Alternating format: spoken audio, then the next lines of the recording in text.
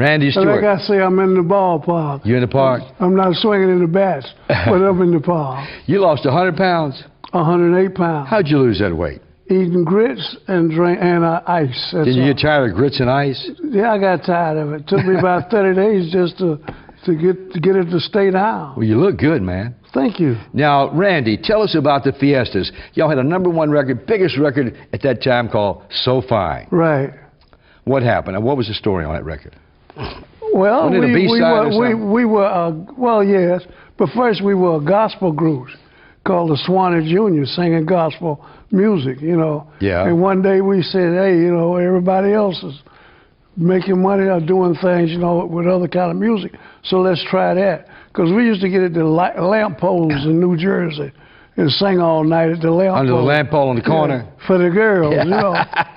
So we decided to do that. We would go to New York and walk in different record labels or whatever we could get in, and we would sing a cappella, you know. Yeah. And everybody would turn us down. Matter of fact, what we used to do was pack lunch and go to New York from Newark. And go to New York and just walk up and down. Have one sandwich and split it up, huh? Yeah, and trying to get a deal, you know. Would y'all start at the top of the Brill Building and come down? We went to everywhere. Brill Building, 1650 Broadway, we went to all of them. So what happened? How'd you get a deal with Old Town Records and my man Jaime Weiss? Everybody always tells us that it was Hi Weiss that discovered us in the bathroom. That's not true. It was a guy named Jim Gribble. He had a group called the Mystics and some more guys. So he discovered us in the bathroom. And he took us to Hi Weiss. And that's how it happened. That's how it happened. Bathroom, were y'all harmonizing in the bathroom? Yeah, we were harmonizing. Good echo in the bathroom. Right. Well, they were harmonizing. You know, I was doing something else. And when I come out, they were already in the office. Yeah? So I went in the office, yeah, with them. That's what happened. And so Jaime gave you a deal, huh? Well, what happened was he said, you guys are great. You know, he said, I'm going to record you today.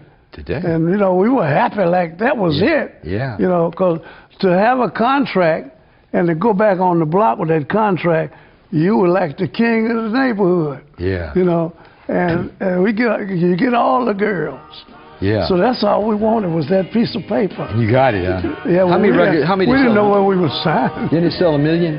It sold 3 million some odd thousand. You came down to Memphis and you hooked up with Jim Stewart and all those people over at Stax Records. Tell us about that. Okay. I was a staff producer at RCA Records. Okay. After the singing was all over, I got a job. It was a job. As a staff producer, you didn't get the credit. The big guy there would get all the credit. Right. But you would get paid. You had a salary. That's all you cared about. And you could only work 4 hours a day. So that was it. You know, I loved that. Yeah. So I was there, and I had helped promote a group called The Main Ingredient. It had a record I called Everybody Plays the Fool. Oh, that's a great song. Yeah, well, okay. So I helped promote that group. And Isaac Hayes played the Apollo with that group, The Main Ingredient. And he saw what was happening with them and asked them who helped them. And they told him that I did, you know. And that's when they tried to find me. So he asked them to tell me to come to the Apollo, which I did go to the Apollo. And we talked. He said, come to Memphis. I said, man, I'm not coming to Memphis. You know, I had worked Memphis before when I was on the Jackie Wilson tour. All right. And we stayed, which I remember later.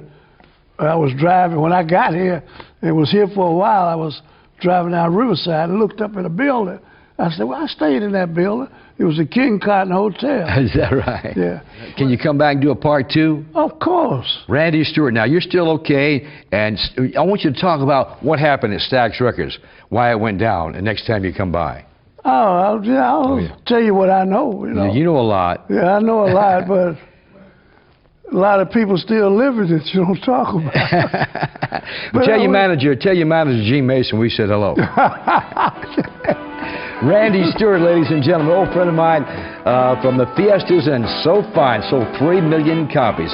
Memphis Sounds with GK.